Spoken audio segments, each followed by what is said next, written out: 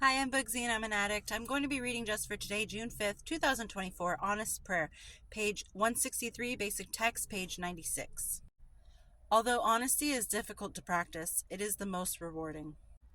How difficult we find it to be honest. Many of us come to NA as confused about what really happened in our lives that it sometimes takes months and years to sort it all out. The truth of our history is not always as we have told it. How can we begin to be more truthful? Many of us find it the easiest to be honest in prayer. With our fellow addicts, we sometimes find that we have a hard time telling the whole truth. We feel certain that we won't be accepted if we let others know us as we really are. It's hard to live up to the terminally hip and fatally cool image so many of us portrayed.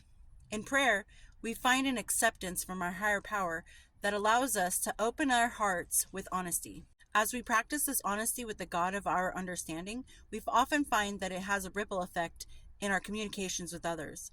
We get in the habit of being honest. We begin to practice honesty when we share at meetings and work with others. In return, we find our lives enriched by deepening friendships.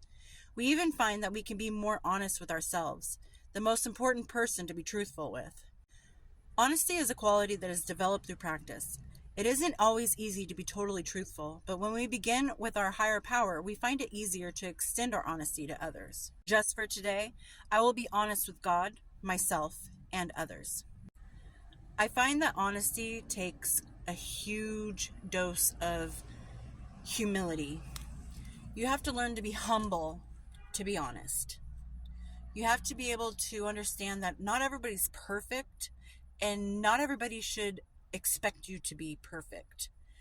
I find that being honest is so much more easy to be than to be deceitful and dishonest. Just like that quote, "Oh, what a tangled web we weave when first we practice to deceive." Because if you tell the truth, you don't have to remember anything except the truth. So when you start lying and telling people different stories or keeping things out of the story, you have to remember what you've told people. You have to remember, okay, I told that person this, I told this person that, I didn't tell them this much, I left that part out.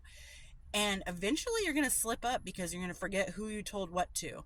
And I find it to be less stressful in life to just be honest. And when I was in rehab, I was in an outpatient rehab for 3 months. We would do practices or like practice papers, and it would say things like, what are 3 things that people said about you then and are saying about you now? And I would put, okay, unreliable, um, dishonest, uh, and I don't I don't remember what I said the other thing. Anyway, so for the 3 things that I hear people say about me now is reliable, honest, and non-judgmental or unjudgmental, non-judgmental, not judgmental. And the thing is that when I talk to people, just in passing, just like random conversation, people would be like, "Oh, you're a horrible liar," and I like that. I'm glad people say that I'm a horrible liar because I wouldn't want to be a good liar.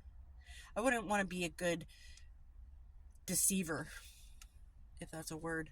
Um, and the thing about that is that I enjoyed acting and theater and drama in school. I did that for many, many years. So part of me is like, well, I want to be a good liar because I want to be able to act this part and you believe it's me. Like that I'm not me, I'm not Bugsy, I'm this, you know, character I'm playing. But then I have to remember that there's a difference between playing a character that you obviously are playing and also a difference between that and who you are as a real person, as you. And I really pride myself in being told that I'm a bad liar. And I really pride myself in people telling me that, I trust what you say because you don't lie. Because when I'm telling you the truth, I tell you with receipts. Like I'll be able to prove it to you. And once you get that relationship with honesty, once that gets really comfortable with you, people don't have to do a double take or question like, I don't know, they actually telling the truth? Because, they lied about this before. And the people who lie about the little things, it's like, if you lie about the little things, then you're obviously going to lie about the big things. So when you get a comfortable relationship with honesty, you'll find that people will start to trust you more.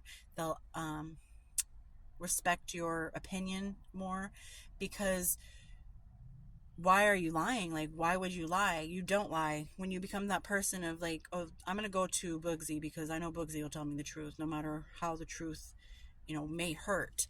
And the thing about that is, I don't tell it bluntly, like to be rude or anything. I will tell you the truth, but I will say it nicely.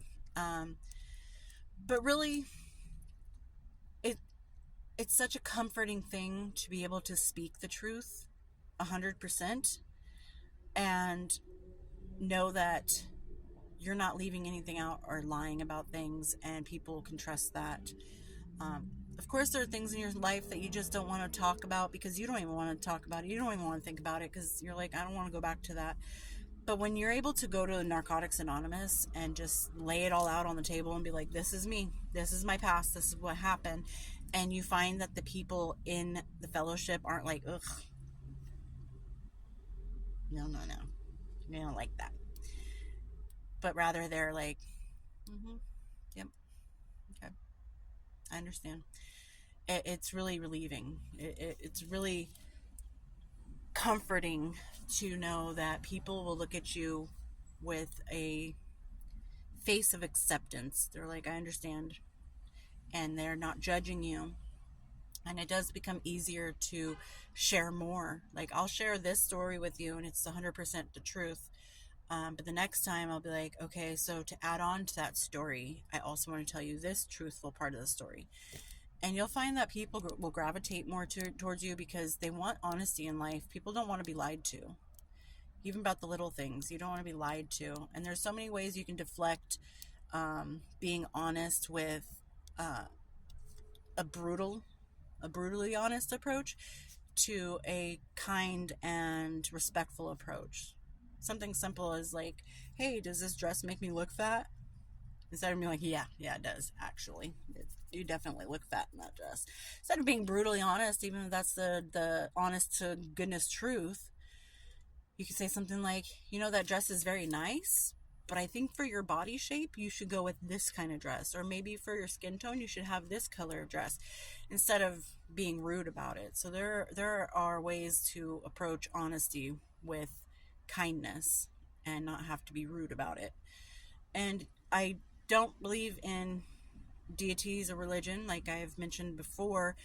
So I guess in what you would consider prayer, sometimes it's even hard for me to be honest about that and actually say it out loud because I don't want to hear the damage that I've caused. But it also does lighten the heart a little bit to be able to express and admit and say out loud the mistakes that you have made. And I think when you hear it out loud, or at least in your own thoughts, when you're quiet and by yourself, you can come up with answers a little bit more when you're honest with yourself. But if you keep trying to lie to yourself, it's so much harder to approach life because you're being dishonest about things, and you have to continue to lie to yourself, continue to lie. And it takes so much energy to do that in every aspect of your life, whether it be in prayer or with someone that you have some type of a relationship, whether it be a business relationship or just a friendship. I feel like being honest in those areas of life helps you de-stress so much. So be honest with yourself, honest to others, and you'll find that life will become easier when you don't have to remember the lies. And I hope everyone's doing well out there, and I'll talk to you later. Bye.